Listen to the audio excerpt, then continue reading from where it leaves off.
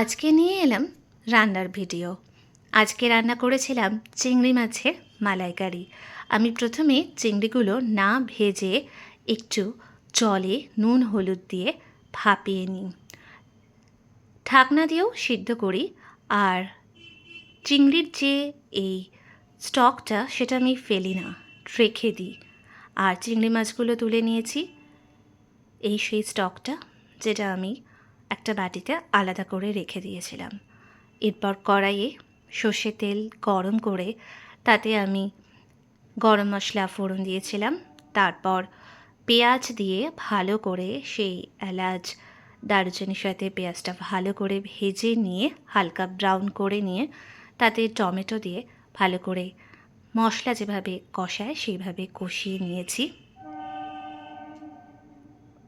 আদা রসুন বাটা এরপরে আমি অ্যাড করলাম। চিংড়ি মাছটা ভাপানোর সময় একটু নুন দিয়েছিলাম, তাই এখানেও অল্প একটু নুন দিয়েছি। নুনটা পরে টেস্ট করে দেখে নিতে হবে। মশলা ভালোভাবে কষে গেছে, এবার আমি সেই স্টকটা ঢেলে দিলাম। ভালো করে কষিয়ে নিচ্ছি মশলাটা। এরপর ভেজে রাখা সিদ্ধ করে নেওয়ার পর আমি একটু তেলে নাড়াচাড়া করে রেখেছিলাম সেই চিংড়িগুলো এই মশলায় দিয়ে দিলাম। আর একটু জল গরম করেও তাতে আমি দিয়ে ঢাকনা দিয়ে ভালো করে ফুটিয়ে নিচ্ছি যাতে মশলাটা ভেতরে যায়। এরপর আমি এখানে প্যাকেটে পাওয়া যায় যে কোকোনাট মিল্ক, সেই কোকোনাট মিল্ক এবং ফ্রেশ ক্রিম দুটোই অল্প অল্প করে মিক্স করেছি বারে বারে। যেহেতু চিংড়ি মাছের মালাইকারি, আমার কাছে বাড়িতে নারকোল কুড়িয়ে দুধ বার করা ছিল না, সেই জন্য আমি এইভাবে প্যাকেটে কোকোনাট মিল্ক ইউজ করেছি। এটাও ভালো হয়।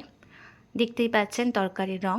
এবার ভালো করে চিংড়িটা ফুটিয়ে নিয়ে তাতে ঘি গরম মশলা দেওয়ার পালা।